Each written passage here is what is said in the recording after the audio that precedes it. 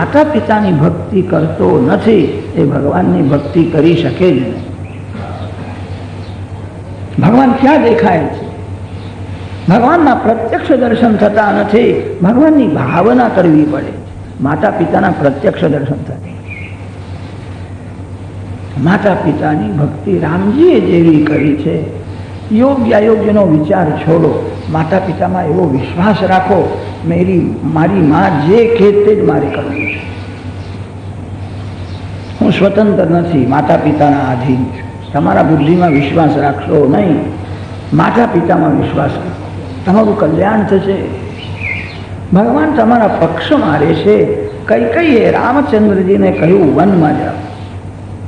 કૈકેયીની આજ્ઞા અયોગ્ય છે. કૈકેયી ભરતને રાજ ભલે આપે, નિર્દોષ રામને કૈકેયી વનવાસ આપે.